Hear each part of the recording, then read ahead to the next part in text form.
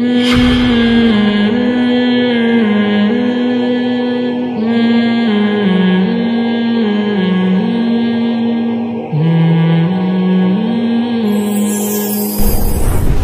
کرنا بھی پڑتا ہے بعض دفعہ. یہ تو میں نے ایک لطیفہ سنایا, ہمیشہ ایسا نہیں ہوتا کہ آپ جو بیگم کہہ رہی ہے مانتے چلے جاؤ.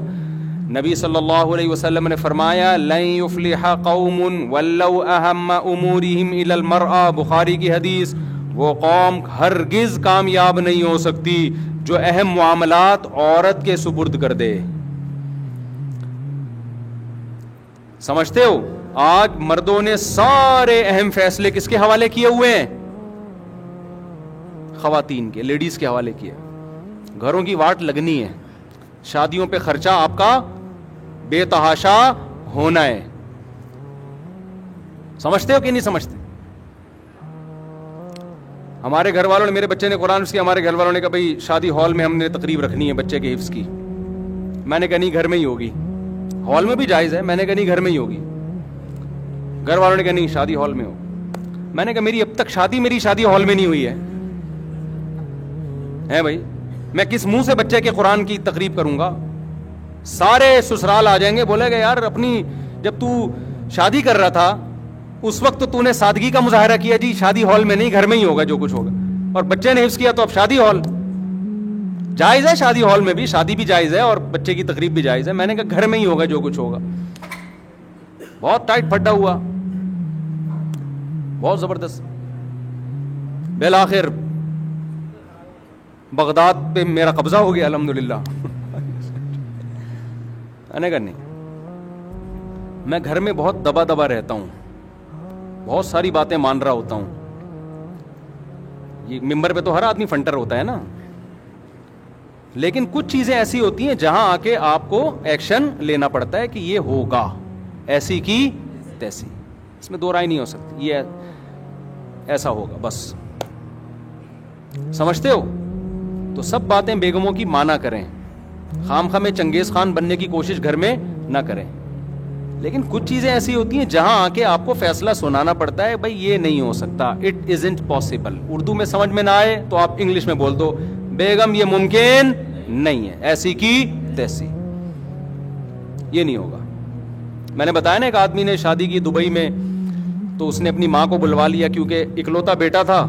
اکلوتے یہ کہ یہ بھی بڑے نقصانات ہیں, بچے پیدا ہوتے ہیں تو سب مل کے ماں کو پال لیتے ہیں آسانی سے. تو ماں کو بلا لیا, بوڑھی ماں کو اکیلا کہاں چھوڑتا وہ. بیگم کو اعتراض کہ ماں کو میرے ساتھ کیوں رکھا ہوا ہے. میں نے کہا یار ماں خدمت بہت لیتی ہوگی. کہہ رہا ہے یار بوڑھی ماں ہے, وہ تو بیچاری کو زیادہ ہوش حواس بھی نہیں ہے, خدمت بھی میں ہی کر رہا ہوں, اس کے لیے ملازم بھی رکھا ہوا ہے. میری بیگم کا کہنا ہے کہ ماں رہے گی نہیں اس گھر میں. میں نے کہا یہ مطالبہ تو دیکھو خدمت بہت لے رہی ہوگی نا, یہ تو جائز مطالبہ ہے نا.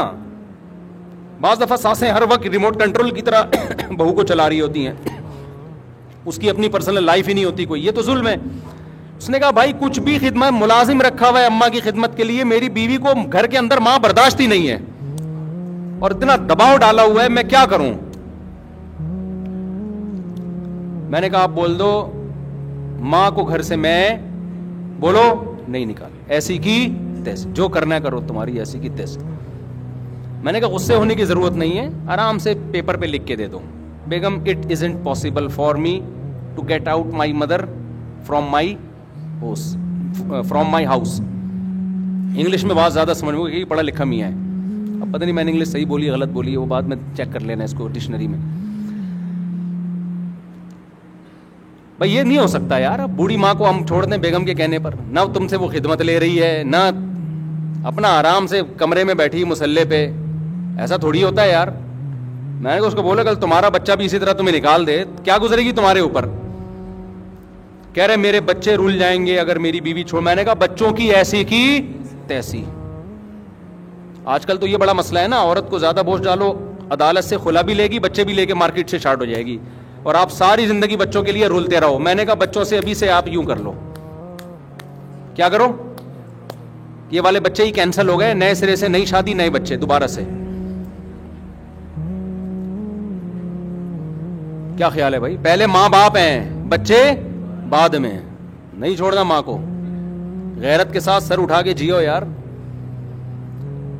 کہتے ہیں پھر بیوی, آج کل یہ بڑے مسائل ہیں نا, بیوی بدنام بہت کرے گی, دیکھو بچوں کو چھوڑ دیا اور ماں کو چھوڑ دیا. میں نے کہا یار جو بدنامی, بعض خواتین جو میرا بیان نہیں سن رہی ان کی بات کر رہا ہوں, وہ کرتی ہیں بدنام.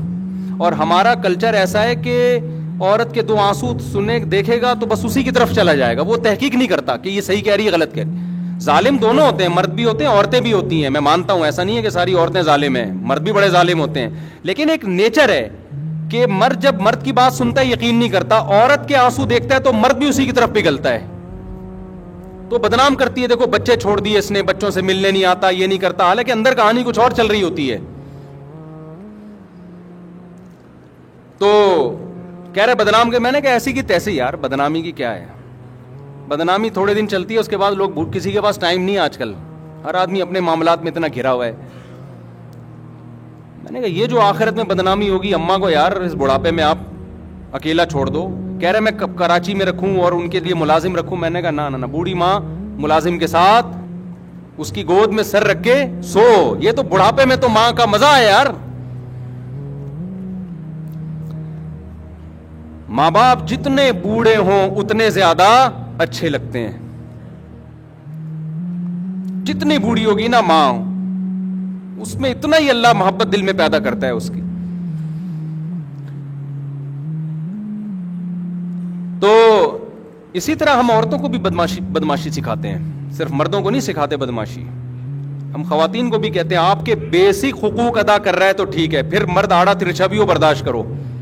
اگر کمبخت بیسک حقوق ہی ادا نہیں کر رہا, کماتا ہی نہیں ہے سالہ, کھلاتا ہی نہیں ہے, اپنے خرچے پہ, اپنے سسرال کے خرچے پہ پل رہی ہو, پھر میاں سے محبت یا اس کے حقوق کی بالکل بھی ضرورت بولو نہیں. میاں بیسک حقوق نہیں اگر اٹھا رہا ہے, محبت ہے, آئی love you, I love you, جب خرچہ نہیں ہوتا. یہ جو خواتین شوہروں سے پریشان ہوتی ہیں نا, یہ رومانس نہیں ہے, رومانٹک قسم کے نہیں ہے, محبت کے ساتھ, بھائی یہ سارے حقوق ادا کر رہا ہے, اس لیے اس کو آئی لو یو کہنے کی ضرورت ہے نہیں. یہ جو بوائے فرینڈ ہوتا ہے نا جو آئی لو یو کی گردانے, اس کمبخت نے دھیلا بھی خرچ نہیں کرنا ہوتا آپ کے اوپر, نہ گیس کا بل دینا ہے اس کمبخت نے, نہ بجلی کا بل دینا ہے, نہ بچوں کی اسکول کی فیسیں دینی ہے, تو آئی لو یو پہ ہی چل رہا ہوتا ہے, یہ شعر و شاعری پہ ہی چل رہا ہوتا ہے. جیسے انگریز جو ہے نا وہ خرچہ تھوڑی اٹھاتا ہے بیوی کا, بات تمیز سے کرتا ہے, نہ کبھی ہاتھ اٹھائے گا, بہت ایکچولی کر کے بات کر رہا ہوگا اور ویمن رائٹس کی باتیں کر رہا ہوگا, گیس کا بل نہیں دے گا, نہ بجلی کا بل دے گا, مکان کا کرایہ نہیں دے گا. تو ہماری بیویاں اگر, ہماری عورتیں اگر یہ کر لیں کہ ٹھیک ہے جی آج کا سارا, آج کے بعد سے کوئی خرچہ آپ کے ذمے نہیں ہے, تو پھر ہمارے اخلاق دیکھو آپ. اور کیا فری پھوکڑ کے اخلاق میں کیا ہے بھائی, کیوں بھائی غلط تو نہیں کہہ رہا میں, فری پھوکٹ کے اخلاق ہیں. جب کوئی ذمہ داری ہی نہیں لینی ہے تو فری پھوکٹ کے اخلاق میں کیا جا رہا ہے انگریز کا. انگریز ایک دفعہ پاکستانی شوہر بن کے دکھائے, جب گیس کا بل دے گا نا, بجلی کا بل دے گا, مکان کا کرایہ دے گا, بچوں کے لیے پراپرٹی خرید رہا ہوگا کہ میں مروں گا تو بچوں کے کام آئے, ان کو اسکول لانے لے جانے کی ٹینشن اٹھا رہا ہوگا, بچیوں کی شادیوں کی ٹینشن لے رہا ہوگا, 20 مسائل ہوں گے, اپنی بیوی کو ان تمام ٹینشنوں سے آزاد کیا ہوا ہوگا. پھر میں اس انگریز سے پوچھوں گا کہ اب تو تھینک یو سے بات شروع کر اور تھینک یو پہ ختم کر کے دکھا. وہ اتنی موٹی پنجابی میں گالی سے بات شروع کرے گا, بیچ میں اتنی موٹی گالی, اور آخر میں 11 دفعہ گالیوں پہ ختم کرے گا وہ. تو انگریزوں کے اخلاق سے متاثر ہونے کی بالکل بھی ضرورت نہیں ہے. اور اب میں ان عورتوں سے کہتا ہوں اپنے پاکستانی اور ہندوستانی شوہروں سے بدگمان ہونے کی ضرورت نہیں ہے. یہ جتنا بھی آڑا ترچھا ہے نا, ٹیڑھا میڑا اور بد اخلاق, آپ کو اس نے چھت دی ہوئی ہے, آپ کے بیسک حقوق یہ ادا کر رہا ہے. اس مکھنچو کا نام آپ کے ساتھ لگا ہوا ہے, مرسز فلاں, ٹھیک ہے نا, کہیں جاتی ہو عزت ہوتی ہے آپ کی. یہ ختم ہو گیا نا, عورت کی عزت اس کے شوہر سے ہے. آج ہماری لبرل خواتین بہت عزت حاصل کرنے کی کوشش کرتی ہیں, ہم نے شادی نہیں کرنی, ہم غلامی والی زندگی نہیں چاہتے, آزاد ہیں. 2 ٹکے کی عزت نہیں ہوتی. دفتروں میں ہر آدمی ٹیڑھی نظروں سے دیکھ رہا ہوتا ہے. شادی شدہ لڑکی اگر جاب بھی کرتی ہے, لوگوں کو پتا ہے یار یہ مسز فلاں ہے, اس کی عزت ہے, بشرطے کہ وہ مسٹر صحیح آدمی ہو. ایسا نہ ہو کہ مسٹر ہی کوئی عجیب سی چیز ہے تو پھر تو مسز فلاں ہونا ہی ہے بن جاتا ہے. وہ کوئی جسٹیبل آدمی ہو, کچھ اس کے جوڑ کا ہو, عزت ہوتی ہے. شادی نہیں ہے تو تھوڑی کوئی عزت ہے. وہ ایک کراچی یونیورسٹی میں کوئی لبرل انٹی ہے, میرے بہت خلاف بولتی ہے, مجھے وہاں کے اسٹوڈنٹس نے بتایا, میرے بھی شاگرد کراچی یونیورسٹی میں بہت پڑھتے ہیں نا. کراچی یونیورسٹی میں آپ بہت ساری انٹی ہیں, آپ کسی کو کیا پتہ چلے گا میں کس کی بات کر رہا ہوں. ان میں ایک انٹی ایسی ہیں, مجھے وہاں کے اسٹوڈنٹس نے بتایا, میرا نام جب بھی آئے گا نا وہ فوراً منفی تبصرہ شروع کر دیتی ہیں. لبرل انٹی ہیں وہ کراچی یونیورسٹی کی. میرے شاگرد بھی, جامعہ کے شاگرد کراچی یونیورسٹی میں بھی بہت سارے پڑھتے ہیں. کہتے ہیں استاد جی جب آپ کا نام آتا ہے وہ کہتی ہیں یہ کوئی بندہ ہے, یہ بیکورڈ قسم کا آدمی ہے, دقیانوس شادیوں کی ترغیب دے رہا ہے, بچے پیدا کرو, یہ کیا ہے, یہ کون سی باتیں کر رہا ہے یہ. تو مجھے کل ایک طالب علم بتایا کہ وہ میری جو مس ہیں, ٹیچر ہیں, وہ بہت آپ کے خلاف ہیں اور وہ شادیوں وادیوں کے. میں نے کہا اپنی ٹیچر سے نا جا کے احترام سے کہنا ہے کہ مس آپ بھی شادی اب کر لیں. حقیقت بتا رہا ہوں, ہم آپ کو ٹیچنگ سے منع نہیں کر رہے, لیکن کائنڈلی آپ بھی مفتی صاحب کا بیان سنیں اور فوراً سے پہلے کسی بندے کی پہلی بیوی بن جائیں. پہلی والا نہیں مل رہا تو دوسری بن جائیں آپ, کیونکہ یہ جو آپ کے گریڈ ہے نا یونیورسٹی میں ابھی, یہ ریٹائرمنٹ کے بعد یہ آپ کے کسی کام کے نہیں ہے. نہ یونیورسٹی آپ کو پوچھے گی, نہ ملک آپ کو پوچھے گا, نہ قوم آپ کو پوچھے گی. بڑھاپے میں ریٹائرمنٹ کے بعد آپ نے جو تنہائی میں زندگی گزارنی ہے نا, وہ ہمارے استاد جی نے کہا ہے, وہ بھیانک آپ کا بڑھاپا ہمارے استاذ کو ابھی سے نظر آ رہا ہے.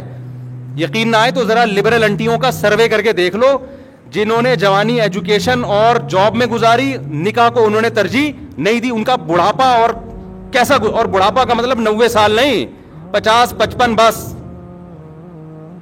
سمجھتے ہو کہ نہیں سمجھتے؟ تو میں نے کہا اپنی استانی صاحبہ کو احترام کے ساتھ کہہ دینا, اپنی ٹیچر کو, کہ مس آپ بھی کبھی سنجیدگی سے مفتی صاحب کے بیانات سنیں اور کائنڈلی آپ کے اسٹیٹس کا, آپ کی پروفائل کا, آپ کو اگر کوئی کمارا چھڑا چھاٹ نہیں مل رہا تو مفتی صاحب کا بیان سنیں, کسی پروفیسر سے دوسری بیوی بن جائیں آپ پروفیسر کی. سمجھتے ہو؟